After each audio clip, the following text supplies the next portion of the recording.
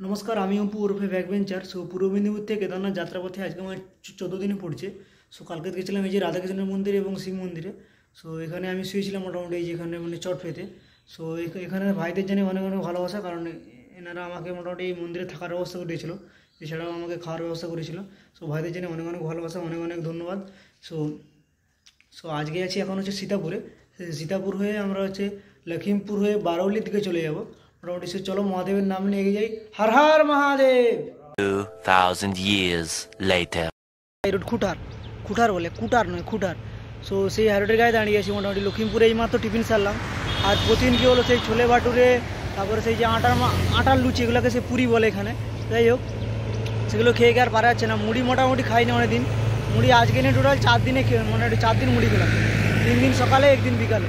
তো কী বলছে, আর মুড়ি টুড়ি তো নেই এখানে, মুড়ি পাওয়াও যায় না মোটামুটি। সো খালি সেই সিঙ্গাড়া, জিলিপি, হেনা তেনা, নিমকি, এইসব হেনা তেনা। সো মোটামুটি মুড়ি দেখতে পেয়ে মোটামুটি আগের দিন কিনে নিয়েছিলাম। আর সকালে মুড়ি আর মানে লখিমপুরে যে বাজার হয়ে আসছিলাম, মোটামুটি দেখলাম যে চপ ভাজ দিচ্ছে। সেই মোটামুটি চপ নিয়ে মোটামুটি মুড়ি খেলাম। আসলে অনেকদিন চপ খাওয়া হয়নি। চপ খাই বললে সেই ঘরে খেতাম মোটামুটি। আমি তেলে ভাজা কম খাই, যাই হোক চপ মোটামুটি খাওয়া হয়নি। চপ দিয়ে সেই মুড়িটা খেয়ে সেরে নিলাম। আর প্রায় সেই ভোর থেকে সাইকেল চালানো শুরু করেছি। প্রায় এখন 10টা 25 বাজে, 10:30 বাজতে যায়, 5 মিনিটের বাকি। আমার 95 কিলোমিটার কমপ্লিট, আর 5 কিলোমিটার বাকি।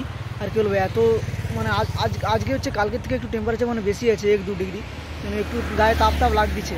আর কী বলবো, আর পারা যাচ্ছে না। আর এতদিন পরে রিয়েলাইজ হচ্ছে না পায়ে একটু আধটু লাগছে।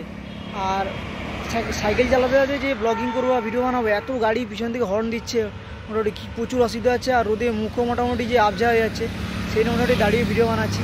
তো গাইজ, আজকের মতো ভিডিও এখানে এসেছে। আর ভিডিওটি তোমার যদি ভালো লাগে, লাইক কমেন্ট শেয়ার অবশ্যই করো। আর ছোটো ভাইকে তোমরা অবশ্যই সাপোর্ট করো। টাটা।